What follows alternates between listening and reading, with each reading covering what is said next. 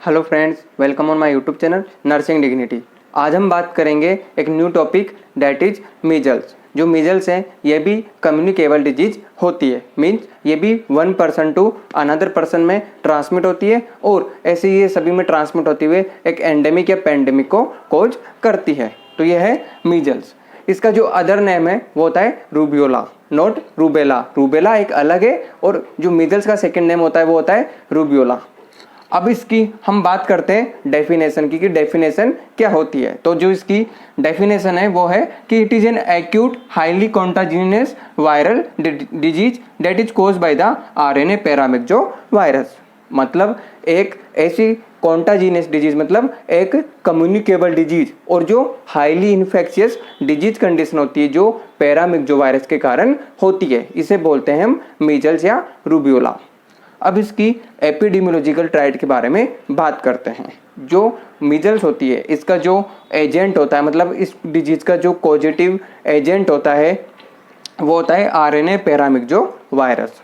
ये एक जो सिंगल स्ट्रैंड वायरस होता है जो मीजल्स को लीड करता है, आरएनए पैरामिक्सो वायरस।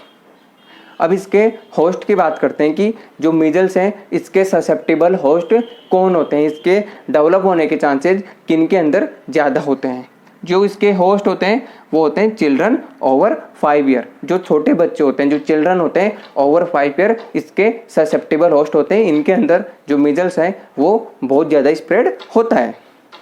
एनवायरनमेंट की बात करते हैं कि जो मीजल्स है, हमने पहले बात की कि एक कम्युनिकेबल डिजीज है, तो जो ओवर क्राउडिंग होगा तो इसके जो स्प्रेड है 1% टू अनदर पर्सन, स्प्रेड होने की जो रेट है वो इंक्रीज होती है ड्यू टू ओवर क्राउडिंग। क्योंकि ओवर क्राउडिंग होगी तो जो डिजीज है वो हाईली इन्फेक्शियस होती है और ये जल्दी स्प्रेड होती है। इसके मोड ऑफ ट्रांसमिशन की बात करते हैं। जो मोड ऑफ ट्रांसमिशन का मतलब है कि जो इसके ट्रांसमिट होने का तरीका है, वन पर्सन से अनदर पर्सन में जो ट्रांसमिट होती है, इसका कौन सा मोड होता है या कौन सा तरीका होता है या कौन सा रास्ता होता है। तो जो मीजल्स होती है वो ड्रॉपलेट के थ्रू स्प्रेड होती है। जो इन्फेक्टेड पर्सन है उसकी ड्रॉपलेट यदि कोई अनइन्फेक्टेड पर्सन है उसके कॉन्टेक्ट में आता है तो उसमें स्प्रेड हो जाती है। और कॉन्टैक्ट, कुछ जो क्लोज कॉन्टैक्ट होता है, फेस टू फेस हम बात करते हैं यदि किसी इन्फेक्टेड पर्सन के साथ में, तो भी ये डिजीज ट्रांसमिट हो जाती है। अब जो कॉन्टैक्ट है इसके अंदर यदि पर्सन है जो इन्फेक्शियस पर्सन है, ये एक इन्फेक्शियस पर्सन है जिसके अंदर रेस डेवलप हो चुके हैं, तो इसके 4 दिन पहले यदि जो रेसेस डेवलप हुए हैं इसके 4 दिन पहले और रेस डेवलप होने के 5 डेज बाद में, इस पीरियड के ड्यूरिंग यदि कोई पर्सन इसके कांटेक्ट में आता है तो उसके अंदर ये बहुत जल्दी स्प्रेड होती है। तो ये था mode of transmission of the measles. अब बात करते हैं इंक्यूबेशन पीरियड की। मतलब जब से जो मीजल्स का पैरामिक्सो वायरस है बॉडी के अंदर एंटर करने के बाद में जब ये अपने साइन एंड सिम्टम डेवलप करता है, इसका जो पीरियड होता है इसे बोलते हैं इंक्यूबेशन पीरियड। तो जो मीजल्स होती है इसका जो पीरियड होता है वो होता है 10 to 14 डेज। 10 से 14 दिन के बीच में जो मीजल्स होता है इसके साइन एंड सिम्टम अपीयर होते हैं। और यदि इसका एक अप्रोक्स देखें तो 7 to 8 डेज इसका इंक्यूबेशन पीरियड होता है। तो ये था definition, epidemiological triad, mode of transmission और incubation period of the measles. अब हम बात करते हैं clinical features of the measles, जो बहुत इंपॉर्टेंट है। जो क्लिनिकल फीचर्स है मीजल्स के, इन्हें हम 3 स्टेज में डिवाइड करके बात करेंगे। जो फर्स्ट स्टेज होती है वो होती है प्री डॉर्मल स्टेज, मतलब जो इरप्टिव फेज है, मतलब जो रस अपीयर होना स्टार्ट होते हैं उससे पहले की जो स्टेज होती है इसे बोलते हैं प्री डॉर्मल स्टेज। इसके बाद में आती है इरप्टिव स्टेज, जब रसेज अपीयर हो जाते हैं इसे बोलते हैं इरप्टिव स्टेज। और इसके बाद में हम बात करेंगे पोस्ट मीजल इफेक्ट, यानी जब मीजल्स हो जाता है उसके बाद में इसके क्या क्या इफेक्ट हमें देखने को मिलते हैं, क्योंकि ये भी क्लिनिकल फीचर्स में ही इंक्लूड किया गया है। तो यदि हम बात करें प्रीडॉर्मल स्टेज की, तो ये जो स्टेज होती है वो रेसेज के अपीयर होने से जस्ट पहले की स्टेज होती है। इसके अंदर हम इन जो क्लिनिकल फीचर्स को देख के आइडेंटिफाई कर सकते हैं कि पर्सन जो है वो सफरिंग कर रहा है फ्रॉम द मीजल्स। तो इसमें सबसे पहले हम बात करते हैं जो पेशेंट है, जो चाइल्ड है, उसको सबसे पहले होगा फीवर।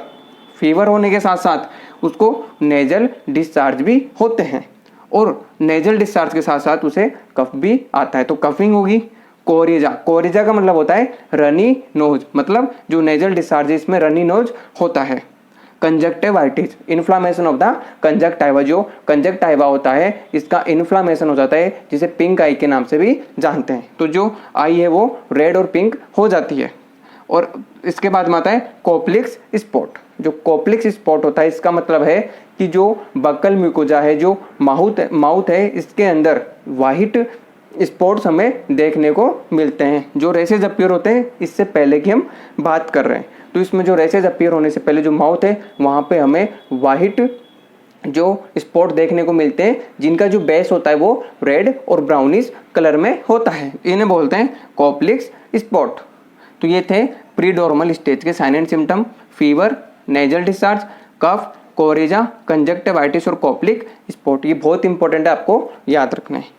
इसके बाद हम बात करते हैं इरप्टिव स्टेज। इरप्टिव स्टेज में हमें जो रेसेज होते हैं वो देखने को मिलते हैं। जो रेसेज होते हैं वो अपीयर होना स्टार्ट हो जाते हैं। और मैंने आपको जब स्मॉल पॉक्स पढ़ाया था उसमें मैंने आपको जो रेसेज के डेवलपमेंट की स्टेजेस होती है वो मैंने आपको बता दी थी कि पहले मैक्यूल, पेप्यूल, पेस्ट्यूल जैसे भी ये बनता है वो पूरा डेवलपमेंट होता है, वो सेम है यहाँ पे भी।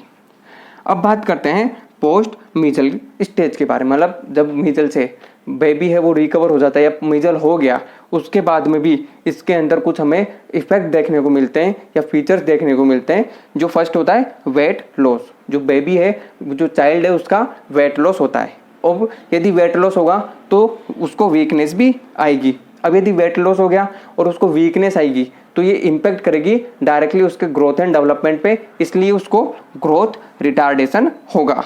अब यदि वीकनेस आ रही है और वेट लॉस हो रहा है तो इसके पीछे यदि हम देखें तो जो बेबी है उसको न्यूट्रिशनल और जो मेटाबॉलिक इफेक्ट है उनका भी इफेक्ट पड़ने के कारण उसके अंदर वीकनेस आ रही है और वेट लॉस हो रहा है, तो उसकी जो मेटाबॉलिक एक्टिविटीज है वो भी इम्पेयर हो जाती है। तो ये था post measle impact, weight loss, weakness, growth retardation, nutritional and metabolic effect भी हो जाता है, इम्पेयर हो जाता है। तो ये थे clinical features of the measles. अब बात करते हैं prevention and control measures of the measles. जो मीजल्स है इससे हम रोकने के लिए कौन कौन से जो वेज वो यूज में लेते हैं।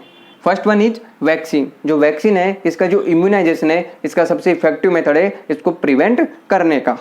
इसके अंदर जो मीजल्स की वैक्सीन होती है वो लाइव एटीन्यूटेड वैक्सीन दी जाती है। लाइव एटीन्यूटेड वैक्सीन का मतलब है कि जो वायरस है इसका जो पॉजिटिव फैक्टर है वो लाइव है लेकिन एटीन्यूटेड है। एटीन्यूटेड का मतलब होता है इनएक्टिव फॉर्म के अंदर है, वो हम एडमिनिस्टर करते हैं।